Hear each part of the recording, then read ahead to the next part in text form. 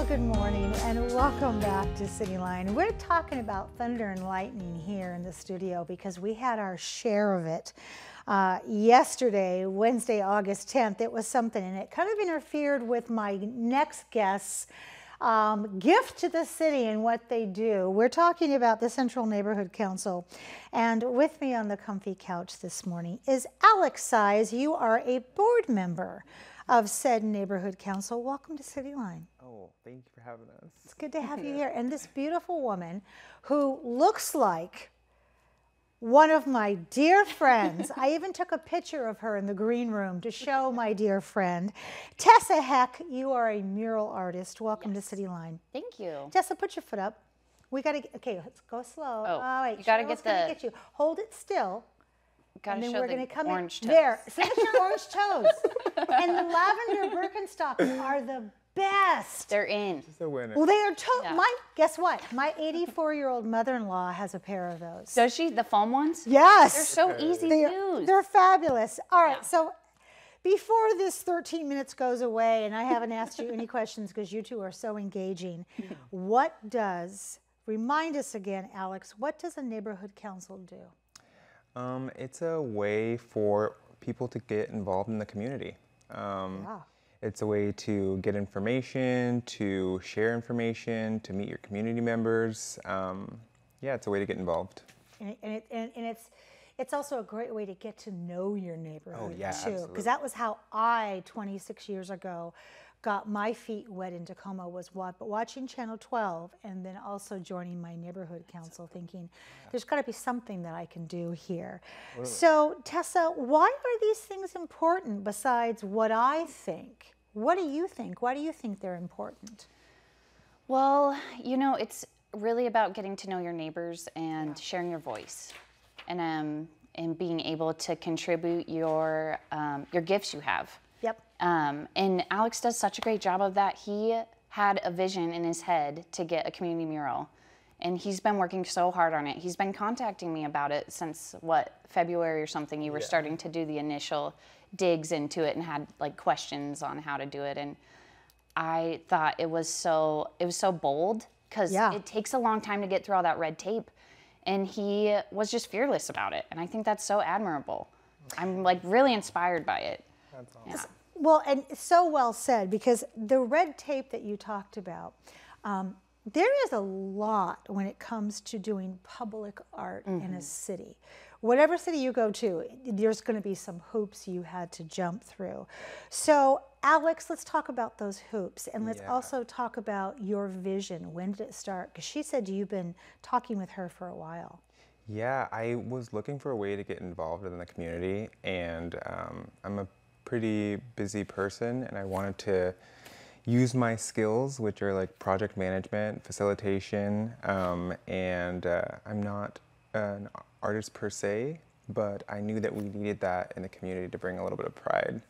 And so I got involved with the neighborhood council, got them on board, and just started moving.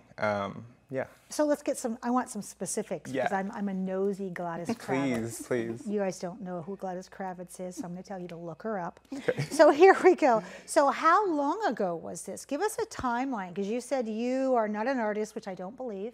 I believe everybody is an artist. Whether you cook, sing, write, or you paint great toenails, you're an artist. Right.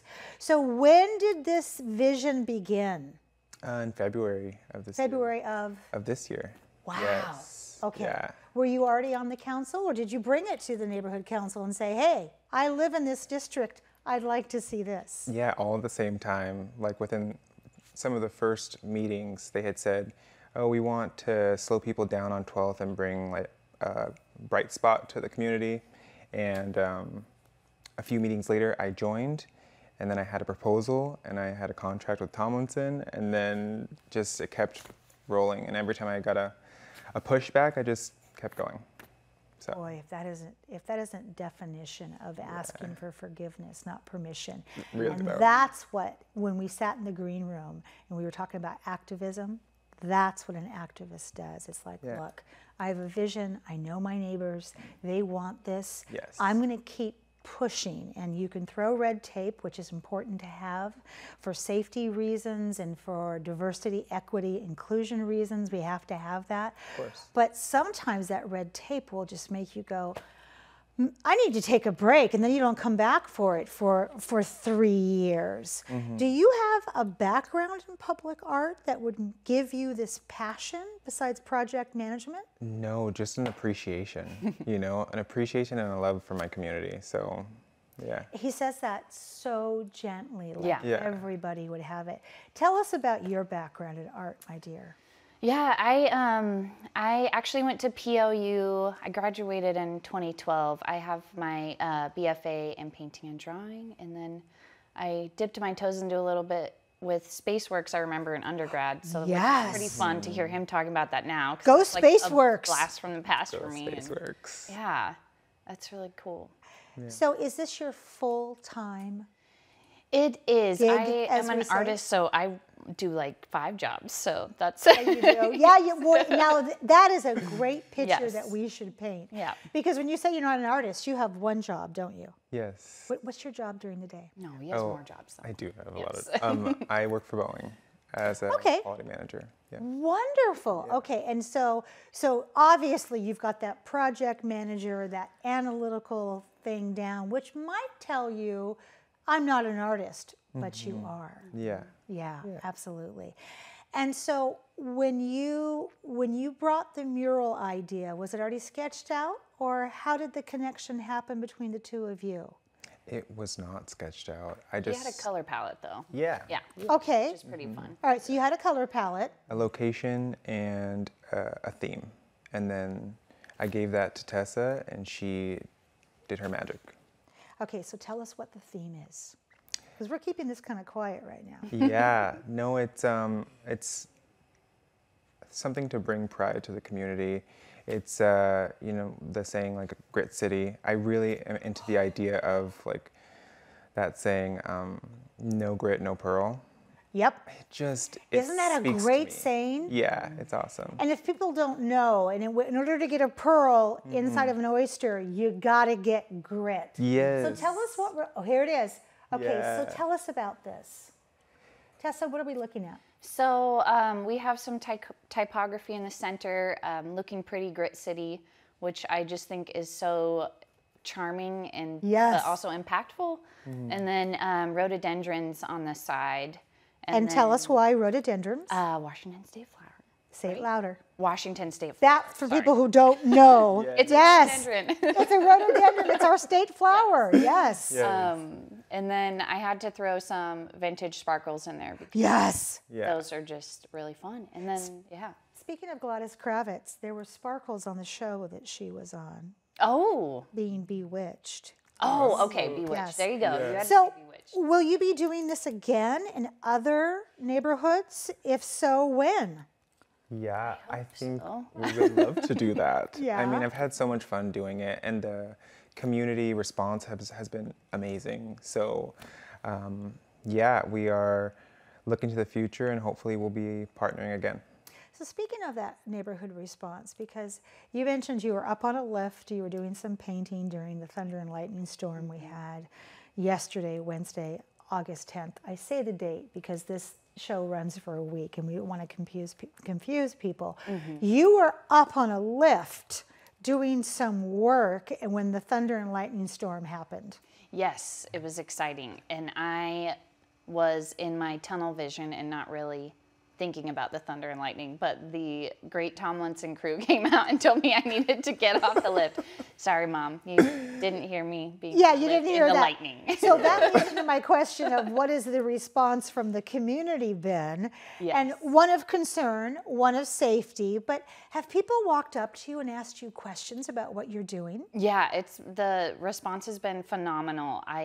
It was like every 5 minutes someone was driving by and yelling out the window things like, great job, or I love it, it's beautiful. I got a lot of thank yous, and that was so powerful. I had a guy across the street who was walking into his building, and he, was probably in his 60s or something, but he told me, I've grown up looking at this building, and he was just smiling, and it made me so happy.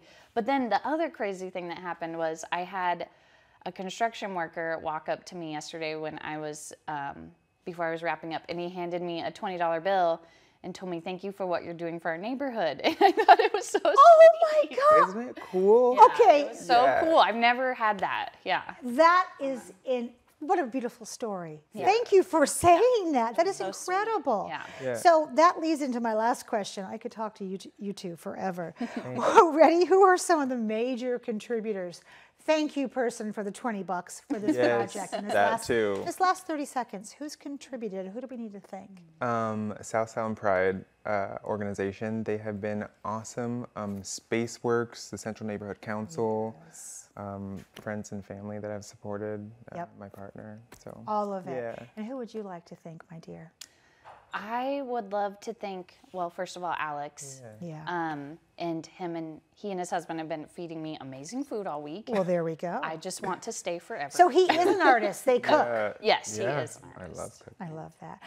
I want to say thank you to both of you. You for honoring your vision, Yeah. for living your life like there's no tomorrow, and you for getting off that lift. Thank you. Right? I'm thankful too. Yes. Yes. Thank you so much for being Yeah, here, and I of can't course. wait to have you back on the comfy couch. Same. All right. Thank you. When we come back after a little bit of musical chairs, Claire Petrich will be on this couch talking about Sister Cities. You don't want to miss that. We'll be right back.